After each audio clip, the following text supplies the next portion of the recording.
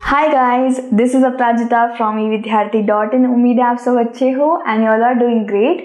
सो guys, हम लोग पढ़ने वाले हैं आज एक न्यू टॉपिक आपकी ज्योग्राफी की बुक से, आपके चैप्टर नंबर 4 से, जो है एग्रीकल्चर। और ये टॉपिक यार थोड़ा सा लेंदी एंड डिटेल्ड तरीके से आपको पढ़ना पड़ेगा, मतलब थोड़ा सा ध्यान देना पड़ेगा। So food crops other than grains. अब इससे पहले वाला टॉपिक यार हमने जो ग्रेन्स वगैरह पे, पल्सेस, चावल, आटा, इन सब पे करा था ना। सो हम इतना तो दिमाग में यार सीमित करके नहीं रख सकते हैं कि भारत सिर्फ इतना ही उगाता होगा। तो भारत यार बहुत सारी चीजें उगाता है, मतलब इस पे ना एक डिटेल, मुझे लगता है इसके ऊपर भी एक अलग से ही डिग्री होनी चाहिए थी। तो बहुत सारी डिटेल स्टडी, एनालिसिस, बहुत सारी चीजें, ये बस एक उसका एक छोटा सा पार्ट है। तो अब हम यार बात करेंगे यहाँ पे फूड ग्रेन्स के बजाय फूड क्रॉप्स की। ठीक है, तो यार सबसे पहला नाम उसमें आता है शुगर केन का। शुगर केन जिसको हम गन्ना भी कहते हैं, ठीक है, गन्ने का जूस। गर्मियाँ आ रही हैं यार, मैं तो ज़रूर पीऊँगी। वैसे गन्ना बहुत ही ज़्यादा न्यूट्रिशनल होता है, इसके बहुत सारे बेनिफिट होते हैं। आयरन में बहुत ज़्यादा भरपूर होता है, vitamin C, antioxidants, vitamin B1 जिसको थायमिन कहते हैं, भरपूर मात्रा में इसमें भरा होता है। ये उन लोगों के लिए अच्छा है गाइस जिनको लिवर एंड कैंसर से कैंसर के जो सेल्स होते हैं अगर उनकी बॉडी में है तो उसको स्टार्व ऑफ करने के लिए, यानी कि हटाने के लिए बहुत अच्छा होता है। कुछ बेनिफिट्स बताने जरूरी है, तभी तो यार आप पीना स्टार्ट करोगे। तो ट्रॉपिकल एज वेल एज सब ट्रॉपिकल क्रॉप कहलाता है, यानी कि गाइस हमारा ना जो एरिया है वो खुद ही एक ह्यूमिड सब ट्रॉपिकल क्लाइमेटिक एरिया है। ठीक है, बेसिकली अर्थ के बहुत सारे ऐसे पोर्शंस होते हैं जो सब ट्रॉपिकल, टेम्परेट, ट्रॉपिकल, ऐसे ऐसे करके बहुत सारे हैं ना। हमारे वो ज्योग्राफी में आपने क्लास 9-8 में पढ़ा होगा। सो सब ट्रॉपिकल एंड ट्रॉपिकल एरिया अगर इंडिया में पूछा जाए तो उसमें सबसे पहले स्टेट का नाम आएगा पंजाब, राजस्थान और असम। ठीक है, पंजाब, राजस्थान और असम, ये आपको याद रखना है। वैसे बता दूं, उत्तर प्रदेश जो बेसिकली नॉर्दर्न पार्ट के जो स्टेट्स है, जैसे कि पंजाब, हरियाणा, उत्तर प्रदेश, वहां पे ये बहुत उगते हैं। ठीक है, एंड 2021 और 22 के एस्टीमेट रिपोर्ट में निकला था गाइस कि Uttar Pradesh was the largest producer of sugar cane. ठीक है, अब यार बात करते हैं इसकी ग्रोथ की। तो ग्रोथ के लिए इसको ह्यूमिड एंड हॉट क्लाइमेट चाहिए होता है, यानी कि ब्राइट सनशाइन, थोड़ा सा गर्मी, थोड़ा सा वार्मनेस। अगर इसके अंदर, फील्ड के अंदर आप जाओगे, पसीना पसीना हो जाओगे, है ना, क्योंकि खुद में ही बहुत ज्यादा ये वार्मनेस अपने आप को बढ़ा लेता है। इतने सारे प्लांट्स, मतलब इतने सारे ये एक साथ ग्रो हो रहे होते हैं। सो ऑब्वियस सी बात है, ह्यूमिडिटी तो इसमें खुद ही ये लोग ये बना लेता होगा। So hot and humid climate चाहिए होता है इसको, 21 से 27 डिग्री सेल्सियस का। एंड इसको एनुअल रेनफॉल कितना चाहिए होता है गाइस? 75 सेंटीमीटर से लेके 100 सेंटीमीटर तक। बेसिकली चावल को भी इतना ही चाहिए होता है। सो इस तरीके से पूरे हरे हरे पत्ते इसके निकल रहे होता है गाइस। पूरी तरीके से पकने के बाद ये थोड़ा सा पीले रंग का हो जाता है ना।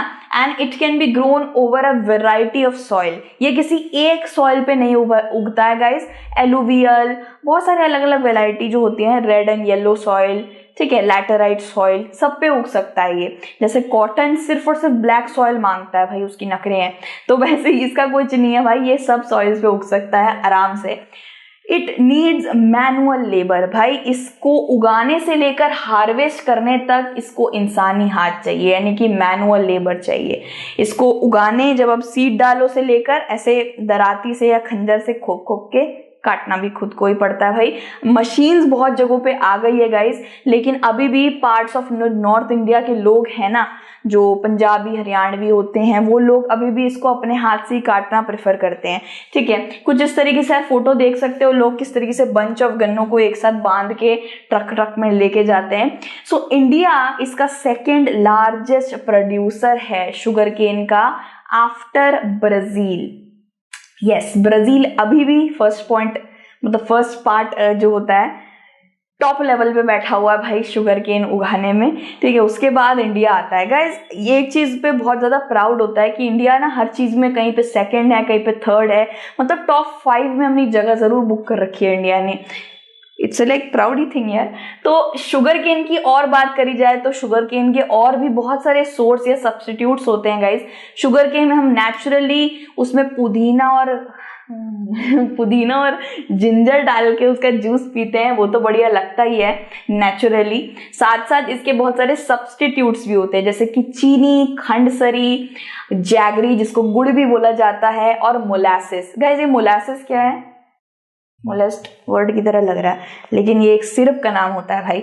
मोलासिस एक बिल्कुल एकदम थोड़ा सा कड़वा, हल्का सा कड़वा, और इसमें नटी टेस्ट होता है। ये इंडिया में शायद ही कोई इस्तेमाल करता होगा, क्योंकि यार हम लोग यार देसी लोग हैं, हम लोग ये मोलासिस नहीं खाते, बट बाहर के लोग बहुत मोलासिस वगैरह, जैगरी तो नहीं, हनी वगैरह बहुत खाते हैं। सो बात करी जाए तो चीनी, गुड़, खंडसरी, ये सारी चीजें शुगर केन से बनती है। अब एक दिमाग में शायद अगर आपके आए दिमाग में एक छोटा सा प्रश्न कि भाई अगर गन्ने में इतनी सारी न्यूट्रिशनल वैल्यू है तो चीनी में क्यों नहीं होती है? चीनी को हम लोग पॉइजनस क्यों कहते हैं अपनी बॉडी के लिए, कि यार हमें चीनी, शुगरी फूड कम खाना चाहिए। तो बात यह है गाइस कि जब शुगर केन अपना नेचुरल कंपाउंड में, मतलब नेचुरल तरीके से आप पियोगे तो आपको सब कुछ मिलेगा जो उसके अंदर है।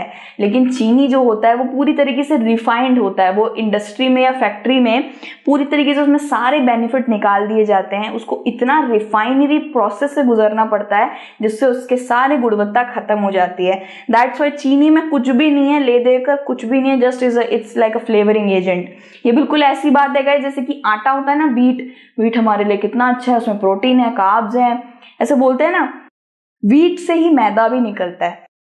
मैदा वीट का सब्स्टिट्यूट है, लेकिन मैदा क्यों नहीं अच्छा होता? पेट में चिपक जाता है, आंतड़िया पर चिपक जाता है, ऐसे बोलती नहीं मम्मियाँ? क्यों बोलती हैं? क्योंकि वो भी चीनी की तरह ही रिफाइन प्रोसेस से गुजरता है, बहुत सारा रिफाइन होता है वो, और उसका कलर भी सफेद हो जाता है। आपने देखा होगा आटे का कलर हल्का भूरे रंग का होता है और व्हाइट कलर का पूरा व्हाइट मैदा होता है। सो बहुत रिफाइन कर दो ना किसी चीज को तो उसकी सारी गुणवत्ता खत्म हो जाती है। अब बात करी जाए तो guys major sugar cane producing states के बारे में, तो उत्तर प्रदेश, जैसे मैंने आपको बताया था, अभी भी 2022 में मेडल लेके बैठा है, सबसे ज्यादा लार्जेस्ट प्रोड्यूस करा है इसने। महाराष्ट्र, ये हमारे भारत के वेस्टर्न पार्ट का देश हो गया। कर्नाटका, तमिलनाडु, ये हमारे भारत का साउथ पार्ट का देश हो गया। देखिए कहाँ कहाँ पे उग रहा है, साउथ में, वेस्ट में, नॉर्थ में भी उग रहा है। आंध्र प्रदेश, ये हमारे भारत का साउथ पार्ट हो गया। तेलंगाना, ये भी साउथ पार्ट हो गया। बिहार हमारे ईस्टर्न पार्ट में आ जाता है थोड़ा सा। पंजाब और हरियाणा ये हो गया आपका नॉर्दर्न पार्ट। तो नॉर्दर्न स्टेट्स कौन कौन से बोले मैंने? उत्तर प्रदेश, पंजाब, हरियाणा। और साधन पार्ट के बहुत सारे देश है गाइस, तेलंगाना, तमिलनाडु, कर्नाटका, आंध्र प्रदेश, और बिहार एक इकलौता है जो ईस्टर्न पार्ट से गन्ने को उगाता है। गन्ना वहां पे बहुत इस्तेमाल करते हैं गाइस, छठ पूजा के अंदर भी करते हैं। इसके बाद गाइस बारी आती है ऑयल सीड्स की। ऑयल सीड्स कौन से सीड होते हैं? ये वो बीज होते हैं जिसमें से तेल निकाला जाता है। जैसे मेरी मम्मी मुझसे तेल निकालते जब मेरे मार्क्स अच्छे नहीं आते थे। तो ऑयल सीड्स की बात हो रही तो इसमें बहुत सारे सीड्स आते हैं। उसके देखा जाए तो इंडिया में बहुत तेल अलग अलग प्रकार के इस्तेमाल होते हैं। For example guys sunflower oil, mustard oil, नारियल का तेल, चलिए आगे धीरे धीरे करके हम पढ़ेंगे ही वो तो, ठीक है। अब यहाँ पे देखिए चले जा रहा है, अब हम ऑयल सीड्स के बारे में बात कर लेते हैं। अप्रोक्सीमेटली हमारा जो क्रॉपिंग एरिया है ना भारत के अंदर, उसका 12% तो सिर्फ तेल उगाने के लिए इस्तेमाल कर लिया जाता है, ठीक है। सो मेन ऑयल सीड्स जो इंडिया प्रोड्यूस करती है वो है, पहला है ग्राउंड नट, जिसको पीनट भी कहते हैं या मूंगफली का तेल भी कहते हैं, ठीक है। सो ये मूंगफली का तेल हाफ ऑफ द मेजर इसका प्रोडक्शन इंडिया ही करती है, और गुजरात इसका लार्जेस्ट प्रोड्यूसर है ग्राउंड नट का। किसके बाद? इसके बाद है भाई मस्टर्ड की बारी। गाइस ग्राउंडनट ऑयल जिसको पीनट ऑयल भी कहते हैं, ये बहुत इस्तेमाल करा जाता है, इसमें फिश वगैरह भी फ्राई करी जाती है, महाराष्ट्र में मैंने देखा है। फिर मस्टर्ड ऑयल की बात करी जाए तो इसको कहेंगे सरसों का तेल, ये है एक राबी क्रॉप। वैसे हम लोग अगर इसकी बात करने जा रहे हैं, इससे पहले एक और पॉइंट ऐड कर दूं यार, कि ना ग्राउंडनट जो अभी हम ग्राउंडनट के बारे में पढ़ रहे थे ना, ये हमारा इंडिया इसका सेकंड लार्जेस्ट प्रोड्यूसर है आफ्टर चाइना, ठीक है। और एक चीज और ऐड करनी थी गाइस रेप सीड के बारे में। रेप सीड के पीले पीले रंग के पौधे होते हैं, ये भी एक तेल बीज होता है जिससे तेल निकाला जाता है, ठीक है, लेकिन काफी एक्सक्लूसिव है, इसके बारे में लोगों को ज्यादा पता नहीं है। अब यार मस्टर्ड तेल की बात करें जाए तो मेरे घर में मस्टर्ड तेल बहुत इस्तेमाल होता है, पूजा के अंदर भी इस्तेमाल होता है और खाने के अंदर तो मैं मस्टर्ड तेल से ही पकाना ज़्यादा प्रेफर करती हूँ। हमारी जो फिश होती है वो भी मस्टर्ड तेल में ही फ्राई होती है। सो या बहुत ज़्यादा एसेंशियल पार्ट है भाई। राबी क्रॉप है गाइस, ये राबी क्रॉप कौन से होते हैं? वही क्रॉप होते हैं जो विंटर्स में बोए जाते हैं, समर्स में निकाल लिए जाते हैं, ठीक है। विंटर्स में इसको सोन किया जाता है इसके बीज को, और समर में इसको हार्वेस्ट कर लिया जाता है। यानी कि इसको समर्स में ब्राइट सनशाइन भी चाहिए, गर्मी भी चाहिए, और विंटर्स की विंटरी ठंडी ठंडी फ्रॉस्ट भी चाहिए, ठीक है। फिर हम बात करेंगे गाइस मस्टर्ड के बाद आती है बारी सेसमी की। सेसमी जिसको तिल का तेल भी बोलते हैं, ये तिल का तेल चाइना और यार एशियन कंट्रीज में बहुत इस्तेमाल होता है। I know India is also an Asian country, लेकिन इंडिया में तिल का तेल खाना बनाने के लिए ज्यादा इस्तेमाल नहीं होता, बट स्टिल सेसमी ऑयल को और भी चीजों में इस्तेमाल करा जाता है, वो मैं आपको बाद में बताऊंगी। ये खारिफ क्रॉप है, ठीक है। ये मस्टर्ड राबी है गाइस, तो ये खारिफ है, मतलब इसको बहुत ज्यादा पानी चाहिए और ह्यूमिडिटी चाहिए। खारिफ क्रॉप कौन से होते हैं? जिसको रेनी सीजन में बोया जाता है शुरुआत में, और रेनी सीजन खत्म होने के बाद हार्वेस्ट यानी कि काट लिया जाता है, ठीक है। फिर देखा जाए तो ये खारिफ और राबी दोनों क्रॉप्स में आता है, ठीक है। ये खारिफ भी है, राबी भी है, मतलब इसको आप पानी भी दे दोगे तो भी हो जाएगा, इसको आप समर्स में भी बो दोगे या निकाल दोगे तो भी हो जाएगा, मतलब खारिफ राबी दोनों ही सीजन में ये आराम से उग सकता है। तो बेसिकली एक छोटा सा डिफरेंस है गाइस कि ये जो खारिफ है, मतलब देखा जाए तो आपका रेनी सीजन में जिसको बोया जाता है वो काम इसका नॉर्थ में होता है, नॉर्थ के पार्ट्स में होता है, और राबी विंटर से समर वाला जो होता है वो साउथ इंडिया में होता है, ठीक है। सो राबी साउथ में और खारिफ नॉर्थ पार्ट में। इस तरीके से इसको अलग अलग सीजन में भी उगाया जा सकता है, काफी अच्छी बात है। ऑयल तो तिल का तेल तो आप दोनों उसमें उगा सकते हैं, तो बहुत अच्छी बात है कि इसको कोई सा भी क्लाइमेटिक कंडीशन चल जाता है। फिर बात आती है कैस्टर सीड्स की। कैस्टर भाई साहब ये कोबरा जैसी क्यों लग रही है? अच्छा, कैस्टर सीड की बात कर रहे थे यार, इसको हिंदी में एरंडी का तेल भी बोला जाता है, एरंडी का तेल निकाला जाता है इसमें से। बेसिकली ये तेल खाने में इस्तेमाल नहीं करा जाता है, इससे लूज मोशन लग जाते हैं बड़े बुरी तरीके से। सो इसका भी मैं बताऊंगी कि ये भी कहाँ इस्तेमाल होता है, लास्ट में सारे ऑयल्स का बताऊंगी कौन कहाँ इस्तेमाल होता है। ये एक राबी और खारिफ दोनों क्रॉप है, सेसमी ऑयल की तरह ही। इसको समर्स भी चलेंगे, विंटर भी चलेगा, रेनी सीजन भी चलेगा, ठीक है। जो खारिफ और राबी दोनों क्रॉप है ना, उनको विंटर्स भी चलेंगे, समर्स भी चलेंगे, रेनी सीजन भी चलेगा, हॉट क्लाइमेट भी चलेगा, और ह्यूमिडिटी भी चलेगी, ठीक है, डन है। अब इसके बाद बारी आती है सॉरी मुंह से निकल जाता है, लिन सीड की। लिन सीड को आप फ्लैक्स सीड भी कह सकते हो, अलसी के दाने मेरे घर में पड़े हुए हैं यार, मेरी बहन खाती है, मैं भी खाती हूँ, बहुत अच्छे होते हैं। ये ब्रेन सेल्स को इम्प्रूव करते हैं, मतलब ब्रेन हेल्थ को इम्प्रूव करते हैं, साथ ही साथ ये फैट भी कम करने की कोशिश करते हैं। It's very very essential for our मतलब न्यूट्रिशनल बॉडी, चाहिए तो ये जरूर खाना। फ्लैक्स सीड्स को अलसी के दाने भी बोलते हैं, इसके पेड़े भी बनते हैं, गोल गोल लड्डू, ठीक है। तो देखा जाए गाइस, तो इसके बाद बारी आती है कोकोनट की। कोकोनट ऑयल, ये देखिए यार इस तरीके से होते हैं फ्लैक्स सीड्स। आई गेस आपने बहुत देखा होगा, ये अलसी खाने के लिए एकदम मस्त है, कर सकते हैं इसको इस्तेमाल। इसके बाद बारी आती है कोकोनट की। कोकोनट ऑयल तो यार साउथ इंडिया में बहुत इसमें ही कुकिंग होती है, ठीक है। फिर बारी आती है सोयाबीन की, कॉटन सीड एंड सनफ्लावर। ये कुछ ऐसे तेल के बीज हैं जो इंडिया में सबसे ज्यादा खाए जाते हैं, मतलब इसका मतलब जो तेल है वो सबसे ज्यादा कुकिंग में यूज होता है। सोयाबीन तो सबसे ज्यादा I guess, cotton seed nope, sunflower yes, ठीक है।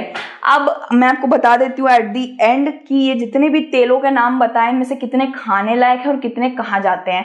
तो सनफ्लावर, तिल का तेल, coconut oil, groundnut oil, mustard oil, ये 5 तेल हैं जो खाने में उपयोग किए जा सकते हैं बड़े आराम से, कुछ नहीं होगा, ठीक है। फिर बात आती है गाइस कॉटन सीड की, लिन सीड की, जिसको फ्लैक्स ऑयल का सीड भी कहते हैं, कैस्टर ऑयल, ठीक है। ये कुछ तेल है गाइस जिनको मेडिसिनल पर्पस के लिए, कॉस्मेटिक या ऑइंटमेंट के लिए इस्तेमाल करा जाता है। फॉर एग्जांपल आपने गाइस देखा होगा कोकोनट ऑयल, सेसमी ऑयल, या फिर ये जो होता है cotton seed oil, rape seed oil, ये आपको दिखेंगे बहुत सारे प्रोडक्ट वगैरह के पीछे। अगर आप इंग्रेडिएंट पढ़ते हो ना तो उसमें दिखेंगे आपको कि ये उसमें डलते हैं, प्रोडक्ट्स में, कॉस्मेटिक प्रोडक्ट्स एंड मेडिसिन में सबसे ज्यादा डलते हैं। सो सारे ही इसमें से most of them were edible, cooking medium के लिए इस्तेमाल होते हैं, लेकिन सारे नहीं थे। तो मैंने बता दिया भाई कौन कौन से। इसके बाद बारी आती है भाई चाय की। एक गरम चाय की प्याली हो, मुझको पिलाने वाला कोई नहीं है। ओके, की बात करें तो भारत चाय में नंबर 1 है यार। भारत में बहुत ज्यादा चाय पिया जाता है। चाय चाय चाय चाय चाय, मेरे घर में 3 से 4 बार चाय बन जाती है। तो इस चाय की प्रथा को शुरू करा था ब्रिटिशर्स द्वारा, इनिशिएट करा था वो। तब इसको ऐसे ही एकदम लिकर की तरह बिल्कुल इस तरीके से बना के पीते थे। लेकिन अब चाय को दूध और शक्कर, इलायची, अदरक, ये जो उसमें बहुत सारे जो अलग अलग डाले हैं ना, वो सब हमने ही करा है, ठीक है। सो चाय इंडिया में बहुत इंपॉर्टेंट बेवरेज माना जाता है। इसका कंजप्शन एवरी डे होता है। और देखा जाए तो चाय एक प्लांट है, इसका प्लांटेशन बनता है, ये किसी एग्रीकल्चर फील्ड में नहीं उगता है, प्लांटेशन में ये उगता है। साथ साथ ये ट्रॉपिकल और सब ट्रॉपिकल दोनों एरियाज में उगता है। बेसिकली हमारे भारत का जो साउथ पार्ट है, दक्षिणी भाग, वहाँ के स्टेट्स में उगता है ये, ठीक है। और इसको deep and fertile well drained soil चाहिए होता है। इसका क्या मतलब हुआ guys? Deep fertile well drained soil. Well drained मतलब कि पानी डाले तो पानी झटक से निकल ना जाए, पानी उसमें थोड़ी देर के लिए रहे, ठीक है। और इसमें organic matter, rich in humus, इसमें अच्छा खासा एक फर्टिलिटी होनी चाहिए, तो तभी ये अच्छा ग्रोथ करेगा, अदरवाइज नहीं करेगा। दूसरी बात ये गाइस कि टी भी एक मैनुअल, काफी ज्यादा इसमें भी मैनुअल लेबर लगता है, हाथों से पिक किए जाते हैं इनको, जिससे काफी अच्छा फ्रेश लीव्स हाथ में आए। और जो टी के बुशेस हैं इनको warm and moist Frost free climate चाहिए होता है, मतलब ठंड से इनको दूर रखना होता है, बारिश अच्छी खासी चाहिए होती है और ह्यूमिडिटी चाहिए होती है, ठीक है, अगर इनको थ्रू आउट द ईयर उगना है तो टी गाइस देखा जाए तो एक लेबर इंटेंसिव, जिसे मैंने आपको बता दिया, लेबर इंटेंसिव इंडस्ट्री है। अभी भी लोग इसको मशीन से नहीं बल्कि हाथों से ही प्लक करके निकालते हैं इसके लीव्स को। और major tea producing states guys north east part के हैं और साथ साथ साउदर्न पार्ट के हैं, ये आपको याद रखना है। असम, हिल्स ऑफ दार्जिलिंग, जलपाईगुड़ी, ठीक है, वेस्ट बंगाल ले लीजिए, एंड फिर बारी आती है तमिलनाडु की और केरला की, ठीक है। एक हाँ, Baba Budan hills, Baba Budan hills I guess guys Karnataka में पड़ता है, वहां पे भी टी को उगाया जाता है। तो कौन कौन सी जगह बताया हमें? साउथ और नॉर्थ ईस्ट, यहाँ के स्टेट्स का नाम लिखना है आपको, ठीक है। अब बारी आती है इस कॉफी की। कॉफी नहीं, not a big fan of coffee guys. Coffee I know guys, चाय में भी इतने बेनिफिट नहीं होते हैं, दोनों ही इंसानी शरीर के लिए खराब है, लेकिन देखा जाए तो गाइस चाय में स्टिल हम बहुत सारे अलग अलग से वेरिएशन करके उसको थोड़ा हेल्दी बना सकते हैं। बट कॉफी के अंदर काफी ज्यादा कैफीन का लेवल होता है, ये आपका बीपी बढ़ा देगा और अचानक से क्रैश कर देगा। जो लोगों को जग के पढ़ाई करनी होती है, काम करना होता है, वो कॉफी के बहुत सिप्स लेते हैं और it's a very addicting drink. अगर एक बार आपको एडिक्शन लग गया तो इसका छूटता नहीं है, ऐसी बात है। सो देखा जाएगा इस तो यमन से हमारा इंडिया में कॉफी आता है, अरेबिका सीड्स आती हैं और फिर वो यहाँ पे इसका प्लांटेशन होता है, कॉफी उगाई जाती है। याद रखिएगा गाइस, यमन से आती है। यमन की कॉफी ग्रेट, गुड वेराइटी, ठीक है। सो मुझे नहीं पता यार यमन में कैसे बात करते हैं। तो देखा जाए तो इसका demand all over the world है। यस, कॉफी का ऑल ओवर द वर्ल्ड है, सबके हाथ में कॉफी का कप देखती हूँ मैं, अमेरिका में तो सबसे ज्यादा। सो कल्टीवेशन को इंट्रोड्यूस करा था गाइस बाबा बुदान हिल्स में। यस, मुझे ये याद नहीं आ रहा था कि ये टी के लिए है, कॉफी के लिए है।